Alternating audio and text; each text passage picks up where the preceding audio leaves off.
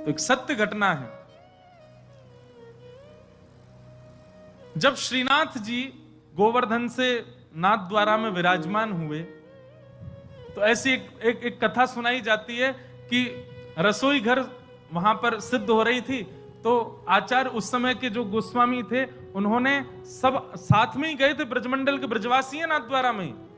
तो ब्रजवासियों से कही हाँ भाई चलो एक एक दिन सबके घर की बारी आवेगी, एक एक दिन अपने अपने घर से प्रसाद लेके आओ ठाकुर जी के लिए। तो मंदिर से बर्तन दिए जाते थे और जितने बर्तन दिए गए कम से कम भर के आने चाहिए सबके घर से, बनाओ सामग्री ठाकुर जी के भोग के लिए। सबका सौभाग्य होता था कि हमारे घर की सामग्री ठाकुर जी को भोग लगेगी। एक परिवार बड़ा अकिंचन परिवार, ज्यादा सामग्री नहीं, कुछ व्यवस्था नहीं थी, और उनके यहां थाली आई। तो थाली देख करके, कटोरियां देख के, बड़े बड़े थाल, बड़े बड़े कटोरा देख के सुखी तो बड़े हुए, लेकिन रोने लगे, कैसे करें, हम पे तो इतनी सामग्री नहीं कि हम एक कटोरा भर के भेज दें, ये थाल भर के कैसे भेजें। तब उन्होंने आचार्य जो उस समय के विराजते थे उनसे जाके प्रार्थना की, भगवान आज हमारे कितना बड़ा सौभाग्य कि हमारे घर श्री जी बाबा की थाली आई, पर हम कैसे भर के भेजें।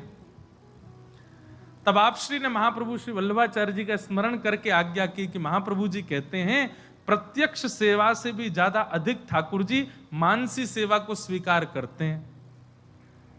आपके घर में अगर सामग्री नहीं है तो मन में भावना शुद्ध करके, मन में एक एक सामग्री को निर्माण करके और पात्रों का स्पर्श करके उस सामग्री को पात्रों में पधराते जाओ। महाराज वो भक्त सब सामग्री पात्र लेकर के आए, पात्रों को धो करके अपने सामने रखा, अब सामग्री अपने हृदय में बना रहे हैं। सुंदर लकड़ी चेताई है, कंडे लगाए हैं, ऊपर चूल्हा पे एक पात्र रख दिया है, पात्र में अब घी डाल दिया, आहा सुगंधी आ रही घी की, और घी की सुगंधी में बढ़िया छौंक लगाए, और छौंक लगा करके सामग्री डाली, टमाटर डाले, जे डालो, वो बढ़िया साग बन गयो, साग लेकर के एक पात्र में पधरा दियो। अब दूसरे पात्र में खीर बनाई है, खीर बना करके एक पात्र में पधरा दी।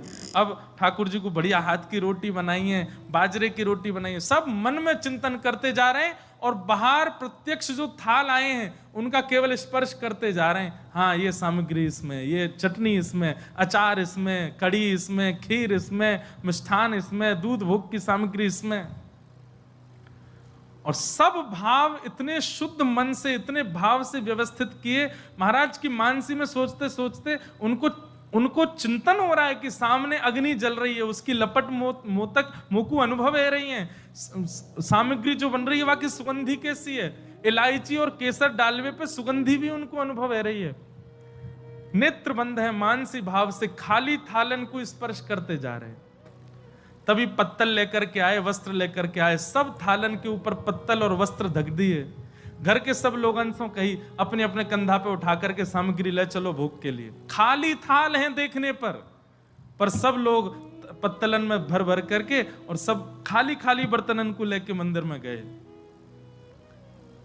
और वहां जाकर के जो आचार्य थे उनको भी बोलते जा रहे हैं, जे कड़ी भोग है, जे खीर है, ये रोटी सामग्री है, ये दूध घर की सामग्री, सब सामग्री देते गए। उस समय के जो आचार्य थे उनके नेत्र सजल हो गए। आज ठाकुर जी के आगे खाली भोग की सामग्री रखी गई है और कही नाथ मानसी से एक भक्त सिद्ध करके लायो, स्वीकार करो। और आचार्य पर्दा करके जैसे ही बाहर आए और समय अनुकूल जान के जैसे ही भीतर प्रवेश कियो, जितनी सामग्री की भावना रखी थी वो सामग्री सब प्रकट हो गई और प्रकट है कि ठाकुर जी ने स्वीकार करी। और स्वीकार करने के बाद वो समस्त सामग्री वैष्णवन में बांटी गई। आचार्य चरण के नेत्र सजल हो गए।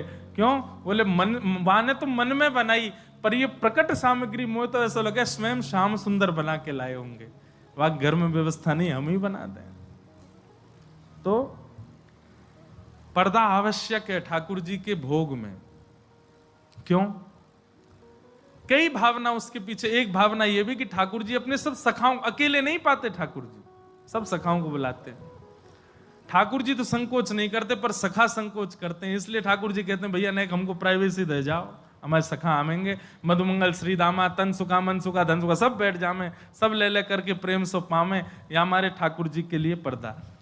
कोई निकुंज रस को उपासक है तो निकुंज रस में क्या है, सखियां आती हैं, श्री किशोरी जी आती हैं, और किशोरी जी को भोग पहले सखी लगावे और फिर किशोरी जी को पवा करके किशोरी जी की प्रसादी ठाकुर जी पावे। अब ये हमारे सामने तो करेंगे नहीं ठाकुर जी, इसलिए अंतरंग भाव के लिए उनको पर्दा चाहिए। तो निश्चित है भोग के समय अनोसर किया करो, और यदि पर्दा की व्यवस्था नहीं है तो भुजा से ही, अब जैसे कल परसों एक उत्सव था तो वहां पे उनके ठाकुर जी का उत्सव था, हम आरती करने की, मेरी आदत में तो आरसी दिखाऊं ठाकुर जी, तो आरसी नहीं थी वहां पे, तो हमने भुजा की आरसी दिखाई, लो लाल जी, और फिर भुजा की आरसी दिखा के फिर स्वयं भी देखें, हाँ बढ़िया सुंदर लग रहे हो। तो भावना बहुत प्रधान है भक्ति में, वस्तु प्रधान नहीं, व्यंजन प्रधान नहीं, भावना प्रधान। जैसे बीड़ा भोग ठाकुर जी को नित्य आना चाहिए, बीड़ी भोग। अब लोगों के घर में बीड़ी की व्यवस्था नहीं है तो अपने भुजा को ऐसे बीड़ी की भावना रखो और ठाकुर जी के अधर से स्पर्श कराओ, बीड़ी, ठाकुर जी बीड़ी पा रहे, भावना की सेवा। आज भी किसी ने पूछा, बोले महाराज जी आप मना करते हैं कि ठाकुर जी को कहीं लेके जाओ तो पूरी व्यवस्था लेके जाओ, नहीं लेके जाओ, व्यवस्था नहीं है तो मत लेके जाओ, तो फिर अकेले घर पे कैसे छोड़ के आए। भावना, भावना करो, हे यशोदा मैया, हे नंद बाबा, हे सब सखाओं, हे सब सखियों, हे सब ब्रजवासियों, अब जे घर आपको है, 3 दिन के काजे हम जा रहे हैं, खूब उधम मचाओ, सब आ जाओ, जे रही रसोई, यहाँ पे आटो रखो, यहाँ पे दाल रखी है, यहाँ पे सामग्री रखी है, हे यशोदा मैया, जब जब लाला को भूख लगे आप बना के पवाए दियो, हम 3 दिन के काजे जा रहे हैं। ये भावना करके जाओ, शुद्ध पवित्र फल ठाकुर जी के समीप रख के जाओ, जल की झारी जी रख के जाओ, ठाकुर जी को शयन मुद्रा में सुला करके आप जाओ।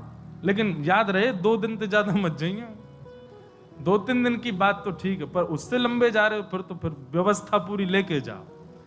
3 दिन तक 2 दिन तक तो ऐसी सेवा आप मानसिक करके, लेकिन विश्वास पूर्ण होना चाहिए। चाहे कहीं गए हो आप, समय समय पर आपको याद आनी चाहिए कि हाँ अब ठाकुर जी का भोग बनना होगा, अब ठाकुर जी राजभोग कर रहे होंगे, अब ठाकुर जी की शयन की व्यवस्था है गई होगी, यशोदा मैया सुवा रही होंगी, ये चिंतन मन में रहना चाहिए, तभी आपकी सेवा वहां चल रही होगी। आप अनुभव करेंगे, 1 बार 2 बार ऐसी भावना चित्त में रखोगे ना, और फिर लौट के जब घर आओगे, काऊ देना तो ठाकुर जी की व्यवस्था में, ठाकुर जी के निकुंज में, ठाकुर जी के सिंहासन पर कछु तो अनुभव ऐसा होगा कि आपको पता लगे कि हाँ सब यहां आए और ठाकुर जी की सेवा करके गए। भावना प्रधान।